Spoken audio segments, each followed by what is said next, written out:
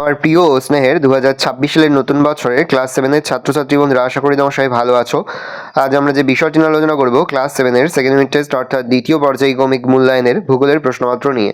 দেখো, সরাসরি স্ক্রিনে তোমরা ক্লাস 7-এর ভূগোলের প্রশ্নপত্রটা দেখতে পাচ্ছ। ফুল মার্কস আমাদের রয়েছে 50, সময় তোমাদের রয়েছে 1 ঘন্টা 30 মিনিট। একের দাগে সঠিক উত্তর নির্বাচন করো যে কোনো 10টি প্রশ্নের মান 1 করে 1 × 10 = 10। দুটি পাতের প্রবল চাপে মাঝখানে ভূভাগ ভাঁজ খেয়ে উঁচু হয়ে যে পর্বতের সৃষ্টি করে তা হলো স্তূপ পর্বত। গ্রহস্থ উপত্যকা স্তূপ পর্বতে দেখা যায়। দুটি নদীর মধ্যবর্তী স্থলভাগ হলো দোআব। শিলা হলো একটি যৌগিক পদার্থ। আগ্নেয় শিলার একটি উদাহরণ হলো ব্যাসল্ট। ভিক্টোরিয়া জলপ্রপাত সৃষ্টি হয়েছে জামবেজি নদীর ওপর।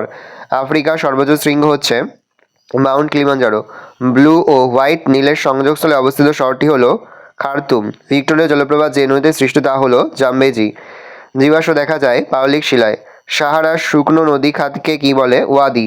যে রূপান্তরিত শিলা বিভিন্ন সৌধ নির্মাণে কাজে লাগে তা হলো মার্বেল। দু এক কথা উত্তর দাও যে কোনো 10টি। পৃথিবীর বৃহত্তম নদী অববাহিকা কোনটি? আমাজন। ভারতের একটি স্তূপ পর্বতের নাম লেখো সাতপুরা। ভারতের একটি অন্তর্বাহী নদীর নাম হচ্ছে লুনি। জিব্রাল্টার প্রাণী দ্বারা কোন দুটি সাগর যুক্ত হয়েছে? ভূমধ্যসাগর, আটলান্টিক মহাসাগর।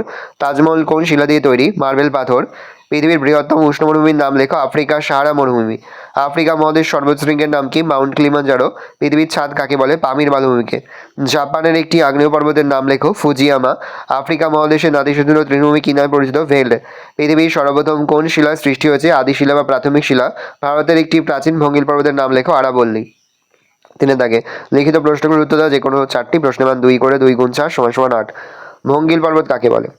ভূপৃষ্ঠের অবনমিত অঞ্চলে সঞ্চিত কোমল পাললিক শিলাস্তরে প্রবল ভূআলোড়নের ফলে সৃষ্ট অনুভূমিক পার্শ্বচাপের প্রভাবে ভাঁজ পড়ে তরঙ্গাকারে যে পর্বতের সৃষ্টি হয় তাকে ভঙ্গিল পর্বত বলে। উদাহরণ: এশিয়ার হিমালয়, দক্ষিণ আমেরিকার আন্দিজ, ইউরোপের আল্পস, উত্তর আমেরিকার রকি পর্বতমালা প্রভৃতি। স্তূপ পর্বত কাকে বলে? প্রবল মহীভাবক ভূআলোড়নের ফলে শিলাস্তরে কোথাও সংকোচন বা সংনমন, আবার কোথাও টান বা প্রসারণের জন্য ভূপৃষ্ঠের চ্যুতির সৃষ্টি হয়। দুটি চ্যুতির মধ্যবর্তী ভূখণ্ড উঁচু হয়ে ওপরে উঠে এলে পৃথিবীপৃষ্ঠে হোস্ট বা স্তূপের সৃষ্টি হয়। উদাহরণ: ভারতের সাতপুরা, ফ্রান্সের ভোজ, জার্মানির ব্ল্যাক ফরেস্ট প্রভৃতি। জলবিভাজি কাকে বলে? কোনো উচ্চভূমি দুটি নদী অবস্থাকে পৃথক করলে তাকে জলবিভাজিকা বলে। জলবিভাজিকা বিভিন্ন দিকে বয়ে যায়। জল একাধিক ছোট ছোট জলাধারার মধ্যে দিয়ে বয়ে গিয়ে মিলিত হয়ে মূল নদী তৈরি করে। রেগুলিক কাকে বলে? মাটি সৃষ্টির প্রাথমিক পর্যায়ে এটি গঠিত হয়। মাটি সৃষ্টি হওয়ার আগে বিভিন্ন প্রাকৃতিক শক্তি দ্বারা শিলার উপরিভাগ ক্ষয়প্রাপ্ত হয়ে কখনো মূল শিলার ওপর অথবা অন্যত্র চলে গিয়ে এই ক্রমাগত ক্ষয়প্রাপ্ত শিলা ভূমির ওপর যে শিথিল আস্তরণ তৈরি করে তাকে রেগুলিত বলে।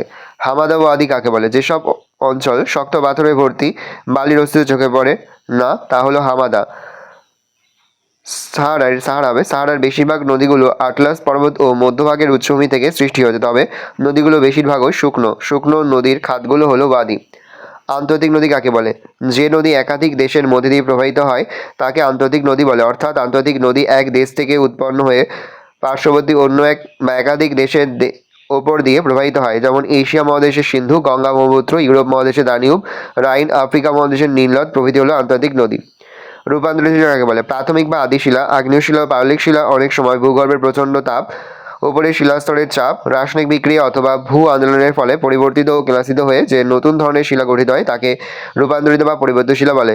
উদাহরণ: গ্রানাইট থেকে নিস, ব্যাসল্ট থেকে অ্যাম্ফিবোলাইট, কাদাপাথর থেকে স্লেট, বেলেপাথর থেকে কোয়ার্টজাইট, চুনাপাথর থেকে মার্বেল প্রভৃতি। বারখান কি?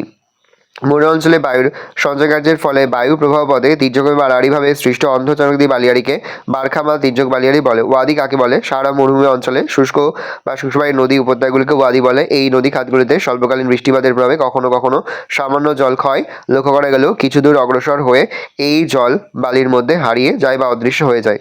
4 দাগে লিখিত প্রশ্নগুলোর উত্তর দাও যে কোনো 4টি প্রশ্নের মান 3 করে 3 × 4 = 12। কেবলমাত্র ভঙ্গিল পর্বতেই ভাঁজ দেখা যায় কেন?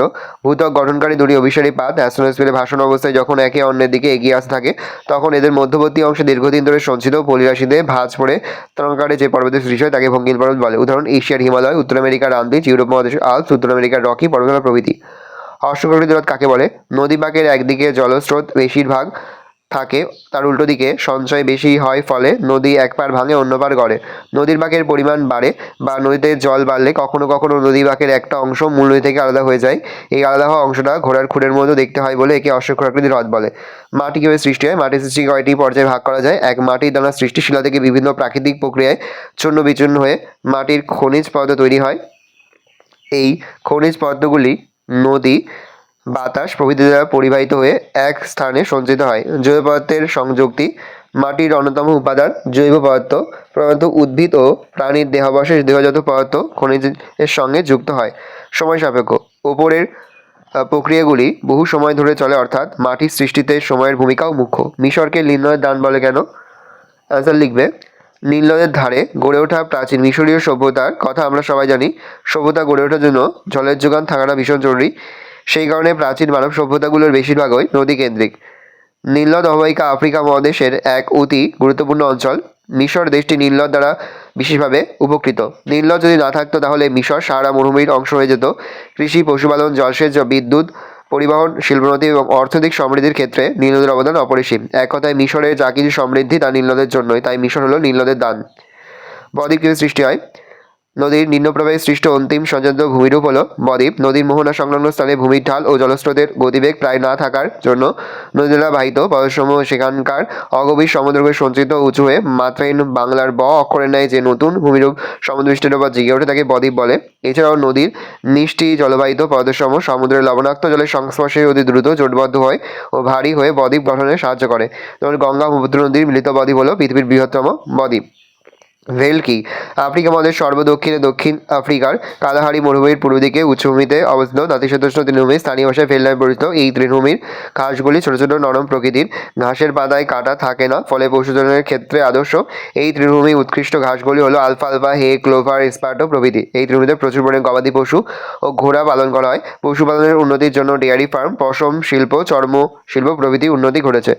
ব্যাখ্যামূলক উত্তরধর্মী প্রশ্ন যে কোনো দুটি, প্রশ্নের মান 5 করে, 5 গুণ 2 সমান সমান 10। উদাহরণ সহ পর্বতের শ্রেণীবিভাগ করো। উৎপত্তি গঠন অনুসারে পর্বতে 4টি ভাগে ভাগ করা যায়, যথা ভঙ্গিল পর্বত, স্তূপ পর্বত, আগ্নেয় পর্বত আর অবশিষ্ট বা ক্ষয়জাত পর্বত। ভঙ্গিল পর্বত পাললিক শিলায় ভাঁজ পড়ে বহুদূর বিস্তৃত যে পর্বতের সৃষ্টি হয় তাকে ভঙ্গিল পর্বত বলে। উদাহরণ ভারতের হিমালয়, উত্তর আমেরিকার রকি, দক্ষিণ আমেরিকার আন্দিজ প্রভৃতি। স্তূপ পর্বত শিলায় ফাটল বা চ্যুতির ফলে চ্যাপ্টা চূড়া বিশিষ্ট অল্প দূরে বিস্তৃত যে পর্বত সৃষ্টি হয় তাকে স্তূপ পর্বত বলে। উদাহরণ ভারতের সাতপুরা, ইউরোপের ব্ল্যাক ফরেস্ট প্রভৃতি। আগ্নেয় বা সঞ্চালিত পর্বতগুলি ভূ অভ্যন্তরে ম্যাগমা লাভা রূপে নির্গত হয়ে সঞ্চয়ের ফলে শঙ্কু আকৃতির জ্বালামুখ যুক্ত অল্প বিস্তৃত যে পর্বত সৃষ্টি করে তাকে আগ্নেয় বা সঞ্চালিত পর্বত বলে। উদাহরণ ভারতের ব্যারেন, জাপানের ফুজিয়ামা, ইটালির ভিসুভিয়াস প্রভৃতি। ছাড় অবশিষ্ট বা ক্ষয়জাত পর্বত প্রাচীন কোনো পর্বত বিভিন্ন বহির্জাত শক্তি ক্ষয়ের প্রভাবে বহু বছর ধরে উচ্চতা হ্রাসপ্রাপ্ত হয়ে অবশিষ্ট বা ক্ষয়জাত পর্বতে পরিণত হয়। উদাহরণ ভারতের আরাবল্লী, উত্তর আমেরিকার অ্যাপেলেশিয়ান প্রভৃতি হলো ক্ষয়জাত পর্বত। মৃত্তিকা সৃষ্টির 5টি নিয়ন্ত্রকের ভূমিকা আলোচনা করো। ভবিষ্যতে মাটি কেমন হবে তা নির্ভর করে শিলার প্রকৃতির উপর, তবে জলবায়ু উদ্ভিদ ও মাটি তৈরিকে প্রভাবিত করে। জলবায়ু মাটি তৈরিতে বিশেষ ভূমিকা নেয়।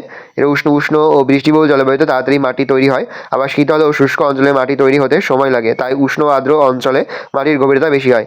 ভূপ্রকৃতি ভূমির প্রকৃতি মাটি তৈরিকে প্রভাবিত করে। ভূমির খাড়া ঢালে মাটির তৈরির সুযোগ কম, আবার ভূমির ঢাল যেখানে কম সেখানে ধীরে ধীরে মাটির স্তর তৈরি হতে পারে। জীবজগৎ জীবিত ও মৃত উদ্ভিদ ও প্রাণী অংশ মাটিতে খুব কম থাকে, কিন্তু পিঁপড়ে, কেঁচো, সূচো, সাপ মাটিকে আলগা করে, ফলে জল ও বাতাস মাটিতে প্রবেশ করে। মৃত উদ্ভিদ ও প্রাণী মাটিতে পুষ্টির যোগান দেয়। সময় মাটি একদিন তৈরি হয় না, হাজার হাজার বছর, এমনকি লক্ষ লক্ষ বছর লেগে যায় কখনো কখনো। নদী কী কী কাজ করে তার সংক্ষেপে আলোচনা করো। নদী প্রধানত 3 প্রকার কাজ করে: ক্ষয় কাজ, বহন কাজ আর সঞ্চয় কাজ। নদী ও মূলত বয়ে যাওয়া জলধারা। নদী ও তার জলস্রোতের ধাক্কায় মাটি, বালি, ছোট ছোট নুড়ি, এমনকি বড় বড় পাথর সব চূর্ণ হয়ে এগিয়ে চলে, এটাই নদীর ক্ষয় কাজ। এইসব নুড়ি, কাকর, বালি, পলি এসব নদীর স্রোতের সঙ্গে উঁচু থেকে নিচু অঞ্চলের দিকে বয়ে চলে, এটাই নদীর বহন কাজ। আবার কোথাও স্রোত কমে গেলে এইসব পদার্থগুলো নদীর পাশে বা নদীর খাদের মধ্যে জমা হতে থাকে, এটাই নদীর সঞ্চয় কাজ। নদীর এই 3 প্রকার কাজ নির্ভর করে নদীর শক্তির ওপর। নদীতে জলের পরিমাণ, গতিবেগ, ভূমির ঢাল প্রভৃতি থেকে নদী শক্তি পায়। নদীর শক্তি বেড়ে গেলে নদী ক্ষয় বা নদী বেশি করে ক্ষয় আর বহন কাজ করে, আবার নদীর শক্তি কমে গেলে নদী বেশি সঞ্চয় করে। নেক্সট, আফ্রিকা মহাদেশ সাভানা তৃণভূমি ও ভেল্ট তৃণভূমি ভূমধ্যসাগরীয় উদ্ভিদের পরিচয় দাও। সাভানা তৃণভূমি নিরক্ষীয় অঞ্চলে উত্তর আর দক্ষিণে বৃষ্টি কমে যেতে থাকে। গরমকালে দৈর্ঘ্য বাড়ে আর বৃষ্টি হয় বছরে 150 সেমির মতো। মরুভূমির দিকে বৃষ্টি কম, 25 সেমির মতো হয়ে যায়। মোটামুটি গরম আর কম বৃষ্টির জন্য বড় গাছের সংখ্যা কম, তার বদলে লম্বা ঘাসের প্রান্তর চোখে পড়ে। দিগন্ত বিস্তৃত ঘাস জমির মধ্যে অ্যাকেসিয়া আর বাওবাব গাছ বা জাতীয় গাছ দেখা যায়। নাতিশীতোষ্ণ তৃণভূমি বা ভেল্ট। আফ্রিকা মহাদেশের দক্ষিণ দিকে কালাহারি মরুভূমি আর ভারত মহাসাগরের ধারে উপকূল অঞ্চলে শীতকাল বেশ ঠান্ডা পড়ে, গরমকাল মোটামুটি গরম। শীত গ্রীষ্মের তাপমাত্রার মধ্যে পার্থক্য খুব কম। এখানে মরু অঞ্চলে থেকে একটু বেশি বৃষ্টি হয়। উঁচু পাহাড়ের ঢাল, পপলার, উইলো এইসব গাছ দেখা যায়। সমভূমি এলাকায় ছোট খসখসে সবুজ ঘাস দেখা যায়। এই তৃণভূমিকে বলে ভেল্ট। ভূমধ্যসাগর উদ্ভূত। আফ্রিকা একেবারে উত্তরায়ণ পশ্চিম ও দক্ষিণায়ণ পশ্চিম অংশে ভূমধ্যসাগর জলবায়ু দেখা যায়। এই জলবায়ু অঞ্চলে শীতকালে বৃষ্টি হয়, সারা বছর 50 থেকে 100 সেমি বৃষ্টি হয়। গরমকালে বৃষ্টিহীন থাকে। পাতায় নরম মোমের আস্তরণ দেখা যায়। জলপাই, ওক, আখরোট, ডুমুর, কর্ক গাছগুলো এখানে জন্মায়। গরমকালে জলের সন্ধানে গাছের মূলগুলো অনেক গভীরে চলে যায়। কমলালেবু, আঙুর এইসব ফলের বাগান খুব চোখে পড়ে। পরে দেখে নাও এই রয়েছে টোটাল তোমাদের সেকেন্ড ইউনিট টেস্ট অর্থাৎ দ্বিতীয় পর্যায়ক্রমিক মূল্যায়নের ক্লাস 7-এর ইতিহাসের প্রশ্নপত্র। ভালো করে প্রশ্নপত্র দেখে নাও। আশা করি ভিডিওটা ভালো লেগেছে। ভিডিওটা ভালো লাগলে ভিডিওকে লাইক করতে ভুলো না। আমার নতুন হও তাহলে সাবস্ক্রাইব প্রেস করে পাশে বেল আইকন প্রেস করে নতুন করে ভিডিও আপলোড করি সবার ফার্স্ট নোটিফিকেশন তোমরা পেয়ে যাও। আর এই ভিডিওটি তোমার বন্ধু বান্ধবী আত্মীয়স্বজন সবার মধ্যে কিন্তু অনেক শেয়ার করে, যে বছর ক্লাস 7-এ পড়ছে। আমরা কিন্তু ইতিমধ্যেই ক্লাস 7-এর প্রতি বিষয়ের সিলেবাস, প্রশ্ন এবং নমুনা প্রশ্নপত্র কিন্তু আপলোড করে দেবো এখনো পর্যন্ত। সেই ভিডিওগুলো না দেখে থাকো, ভিডিওগুলো কিন্তু তাড়াতাড়ি দেখে তোমাদের সকলকে জানাই আগাম পরীক্ষার অনেক শুভেচ্ছা এবং অভিনন্দন। আশা করি সকলের পরীক্ষায় খুব ভালো হয়। ভালো করে দেখে না কোশ্চেন পেপারটা।